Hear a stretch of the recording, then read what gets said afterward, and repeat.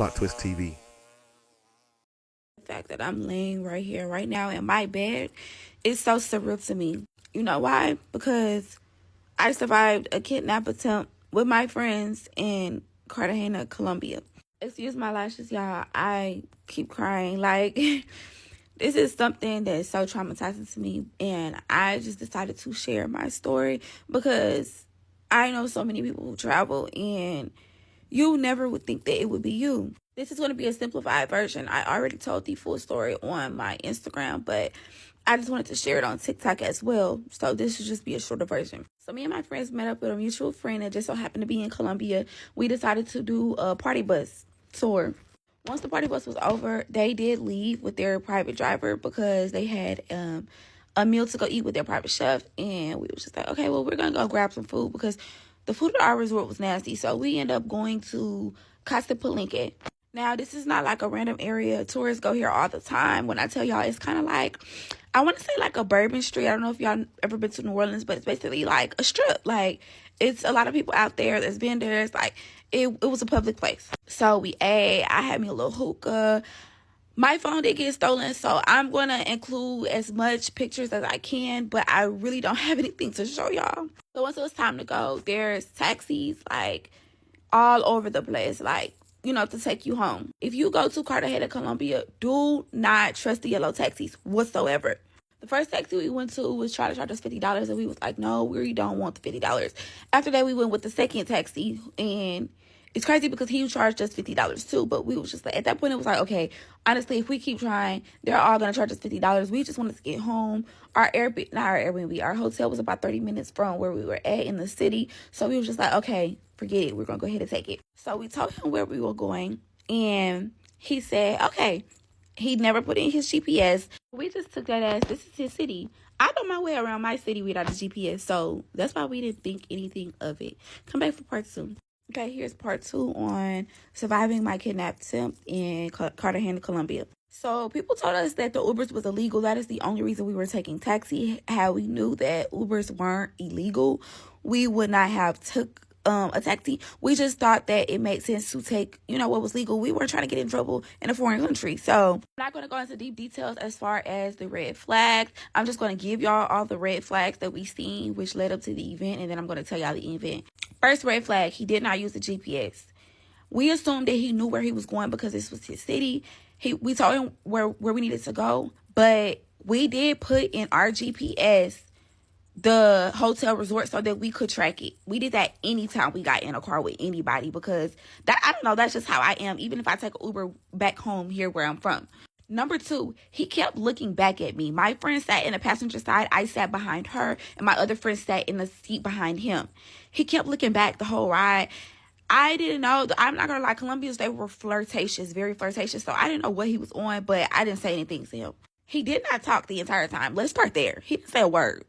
He kept taking wrong turns. My friend had to tell him, like, hey, no, you're supposed to keep straight because he kept trying to take a left. Oh, no, make a right. Like, our time went up from 23 minutes. We were 23 minutes away from our hotel. It went up to, like, 25. And then it started going down from there. My friend who was in the front seat, of course, she could see more what was going on in the front.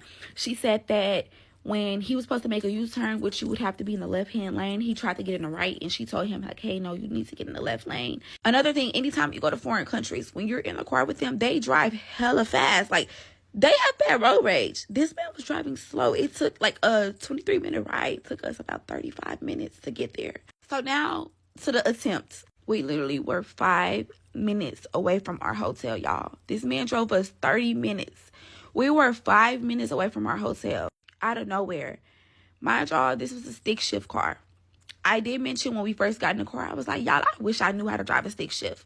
Not knowing that we would actually have to attempt to try to drive a stick shift. He changed the gear and immediately grabbed behind him, reached my phone and reached my friend's phone in a passenger seat. My other friend who was sitting behind him, she was sleeping. So I'm assuming that's why he didn't try to grab her phone as well. Regardless, he has 2 hands, so, you know, even if he did try, it wouldn't have worked.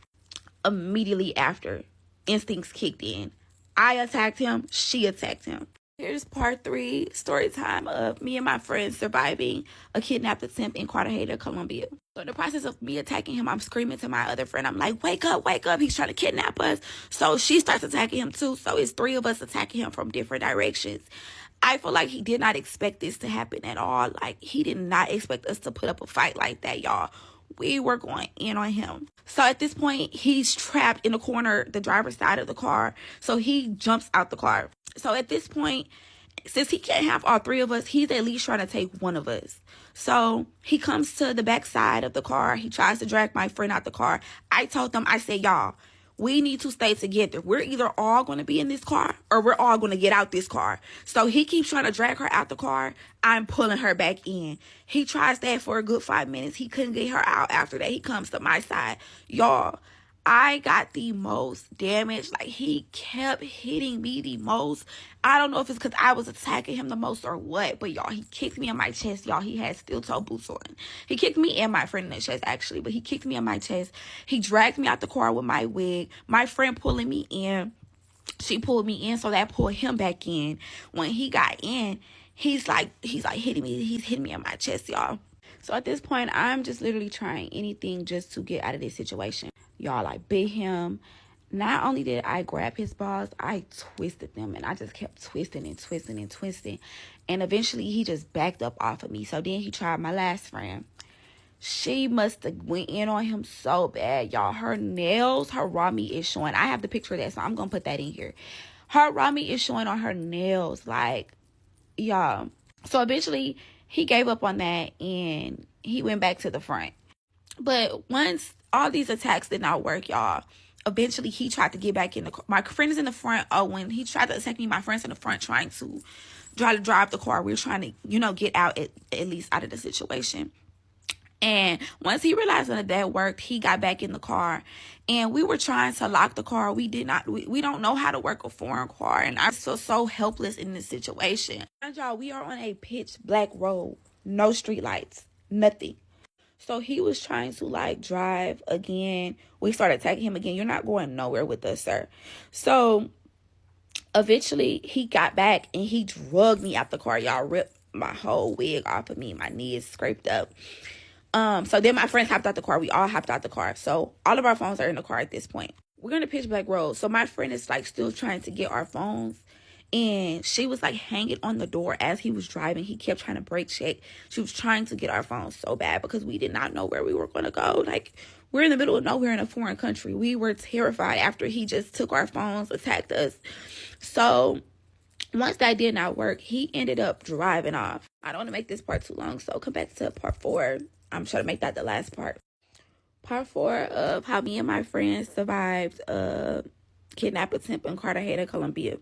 So immediately, y'all, I'm a mom. My instincts just automatically click in. I'm like, y'all, I understand y'all want y'all phones, but we have to go. He may have somebody waiting to come get us. You don't know who he has with him, accomplices or what. So I'm like, y'all, we got to run. So we just started running, y'all. We just kept running. All of a sudden, somebody on a motorcycle came. I was like, y'all, no, don't talk to him. We just kept going. And I realized it was a security guard. He was trying to help us. Right to that point, y'all, we have no shoes. We have no phones. My wig is off my head. We just have nothing. We realized it was a security station. They helped us. At first, we were not trusting of them. We did not want to. It was a language barrier, so we could not communicate with them. They were trying to communicate with us through Google Translate. I didn't know if they were in on it, so I did not want to communicate with them. But eventually, we realized I just was praying the entire time. Honestly, when we were running the entire time, I was praying. I was like, God, just thank you, Lord. God, just give me discernment, Lord. Give us guidance. I was just like, God, just please let us make it back home to our families.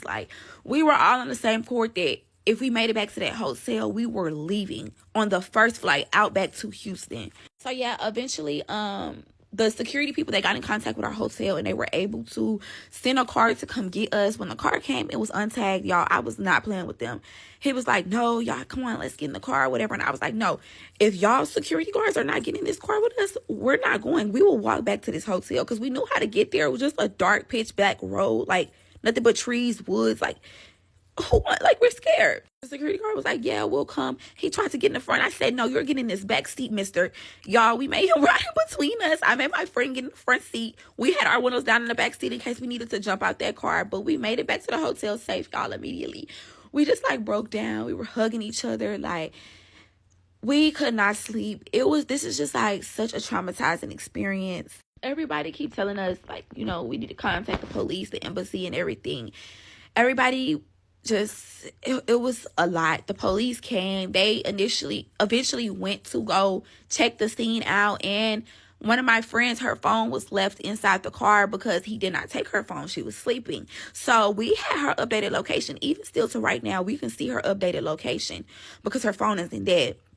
Y'all, they went there. They showed us a random man. They said it was 3 taxis in that apartment complex. They showed us a random man driver. It wasn't him, but they never showed us 2 other drivers. So honestly, I feel like the police was in on it. They tried to actually get us to leave with the police. They said we have to go with him to go with them to identify the man, and we refused. I told them we're not going anywhere. Like, if I go anywhere, it's going to be me leaving here to go to the airport to go home.